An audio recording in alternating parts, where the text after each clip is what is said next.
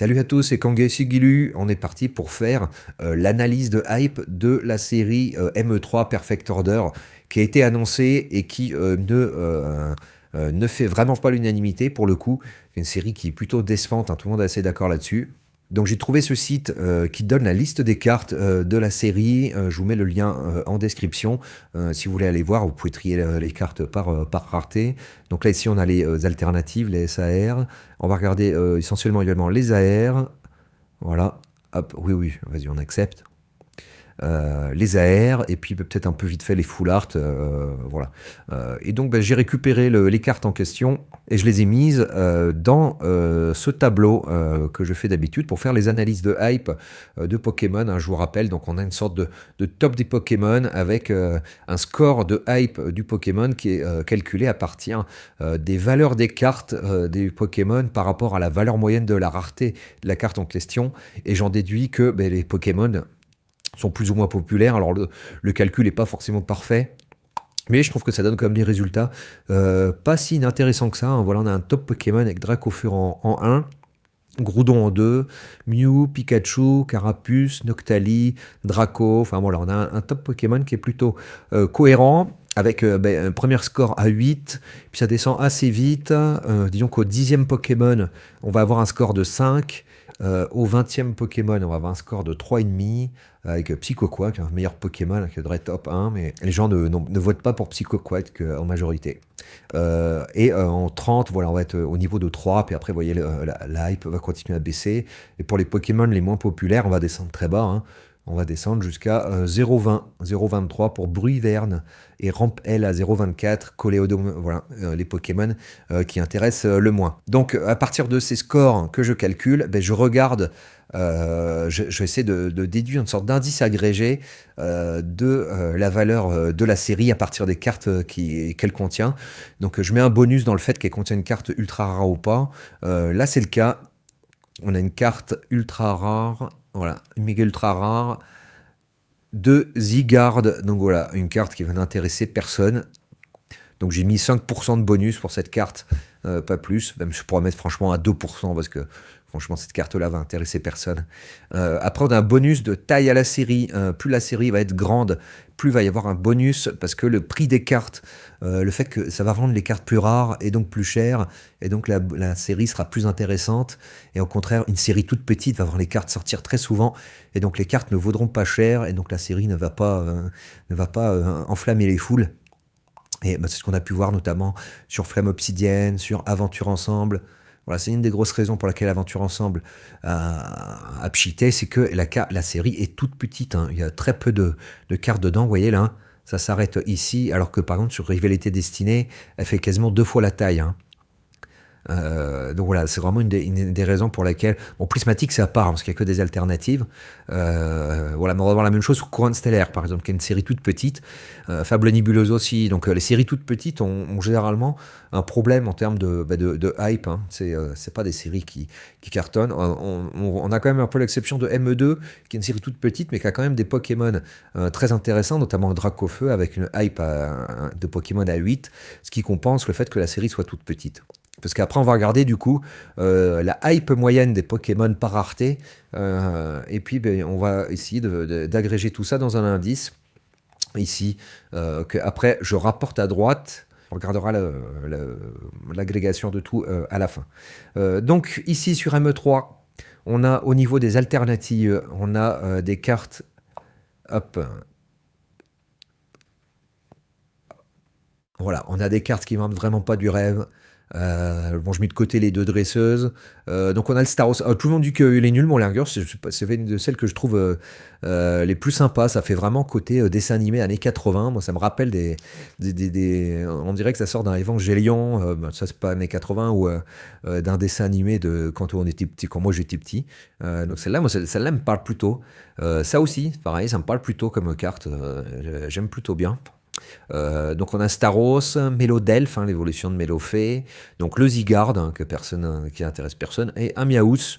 Celle-là me plaît un peu moins. Alors Miaous est plus populaire comme Pokémon, mais là je trouve la carte est moins sympa. On va regarder au niveau vite fait des AR aussi. Voilà, au niveau des airs, on a plein de Pokémon random que personne connaît. Il a fallu que j'aille chercher les noms parce que moi ça me parlait pas du tout. Il y a un Brindibou ici. Bon aussi il y a quand même il y a un Dédenne, il y a un Mélofée, un Tarinorm, un Ratatak. Alors celle-là, ça m'a fait. Il y a que deux cartes. Elle n'existe que dans deux cartes celle-là. Le Tyrannidure. Si je vais chercher sur Pokécardex, Tyrant. Voilà, c'est une carte qui, il en existe que deux. Voilà, donc c'est un Pokémon qui, pour le coup, est complètement boudé. Alors si je cherche le nom français, peut-être qu'il va ressortir plus. Donc Lumière interdite. Non, non, il y a bien que deux fois cette carte. Donc c'est vraiment un Pokémon, pour le coup, qui est quasiment inconnu, hein. Là, on a un Pokémon avec deux épées qui flottent dans l'air, tout bizarre. Et donc c'est vraiment pas fou tout ça. Alors si on regarde les full art, donc ça va être quoi? C'est secret rare. Voilà, bah là on va retrouver un peu les mêmes Pokémon, Niaouz, tout ça. Et après c'est beaucoup des objets, des dresseurs. Voilà, donc en gros en full art Pokémon, il y en a 7. Donc si on regarde du coup ce que ça donne tout ça, j'ai mis en jaune des chiffres un peu random, pas random, enfin que je suppose en termes de hype pour les Pokémon où j'ai pas de data. Donc voilà, ça c'est moi qui vais un peu en dur, hein.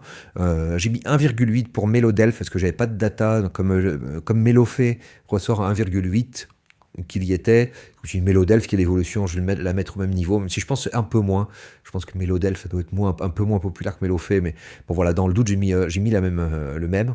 Donc le Pokémon qui ressort, le Pokémon phare de la série qui ressort, c'est Miaous à 3. Donc si on regarde le niveau des top Pokémon, Miaous à 3,08. Alors ça, ces chiffres-là sont pas forcément... attendez, c'est bien ici. Ouais, donc ces chiffres-là sont pas forcément à jour, mais bon, en gros, voilà, il est autour du 25e Pokémon. Yaous. Donc c'est clairement pas le Pokémon qui va déchaîner les foules. Et c'est le Pokémon qui ressort le plus. On a Yveltal à 1,12, Mélofée à 1,8 avec Mélodelph. Voilà, et c'est à peu près tout pour la série. Une série qui est toute petite avec un malus du coup de 32%. Donc voilà, bah ici ressort toutes les différentes séries avec le score qu'elles ont obtenu. Et après ce que je fais, c'est que je fais la moyenne de tous ces scores, hein, qui est de 129%, et je rapporte je rapporte tout à 100%, en moyenne de 100%. Et après, je fais une fourchette de 10% en dessous et au-dessus. Voilà, parce que c'est quand même des estimations tout ça, hein. Il n'y a pas de certitude, hein. C'est une sorte de petit calcul qui me permet d'estimer la hype des séries. Donc je mets une fourchette d'incertitude pour avoir les résultats. On voit que c'est pas forcément parfait comme calcul. On voit que Rivalité Destinée ressort entre OK et OK+, alors que c'est quand même plutôt une série vachement recherchée. Mais par contre, bon, on est quand même plutôt cohérent. Quand une série ressort vraiment nulle, c'est qu'effectivement, elle va pas faire des étincelles, hein. Vous voyez, Mascarade crépusculaire qui ressort nulle, Fable nébuleuse qui ressort bof. Voilà, on a quand même des scores qui sont plutôt cohérents, même si c'est pas parfait, hein. Voilà, on a 151 qui ressort bien comme étant une série top. ME2.5 qui ressort également comme une série top. Donc cette série-là, à mon avis, elle va faire des étincelles. Et donc la série qui nous intéresse ici, Perfect Order, sans surprise, elle ressort comme une série vraiment entre nul et bof. Voilà, donc une série qui du niveau, en gros, de force temporelle ou de écarlate et violet ou de aventure, un peu moins bien même qu'Aventure Ensemble. Donc c'est pour dire, hein. Voilà, on n'est quand même clairement pas sur une série folle. Et comme tout le monde l'avait bien pressenti, on est sur une série vraiment qui va être dans le bas du panier des séries Pokémon. Donc en plus, voilà, le scellé a vraiment pas fait l'unanimité, avec un scellé très moche, notamment cette ETB Zygarde là qui fait vraiment pas l'unanimité. Donc voilà, série qui, à mon avis, va pouvoir être largement passée. Bon, moi, nous, comme avec ma fille, on ouvre quand même un peu de tout. On ouvre toutes les séries. On s'ouvre un petit booster par jour, donc on va quand même en acheter, puis on va essayer de faire un petit peu avancer le full set. Je prendrai sûrement en scellé une ou deux ETB, mais bon, voilà, je vais pas forcément charger énormément sur cette série-là. Même si, bon, allez savoir si à l'avenir, bah, le fait que tout le monde ait snobé cette série va pas faire qu'elle va se raréfier plus vite et que les prix vont quand même monter, même si la demande sera faible.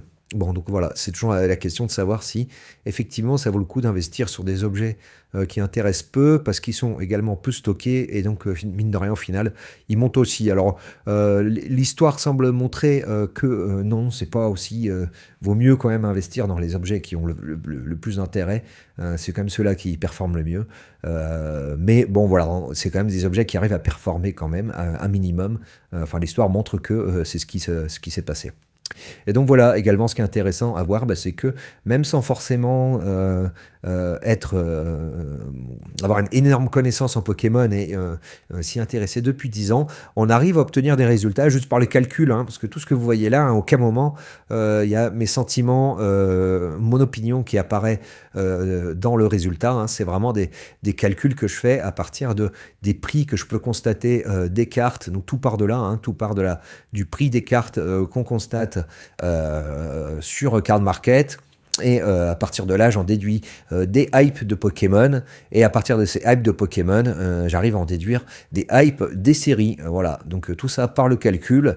À aucun moment, mon opinion personnelle ressort de tout ça. À partir quand même pour peut-être déterminer les formules de pourcentage là, avec les différents coefficients que j'affecte aux raretés, tout ça. Mais bon, voilà, j'ai fait en sorte que ça corresponde, ça colle le mieux possible à l'existant pour que ben, après on puisse projeter ça sur les séries suivantes. Voilà, bah écoutez, je trouve ça intéressant. N'hésitez pas à mettre un petit pouce, à vous abonner. Je vous dis à bientôt.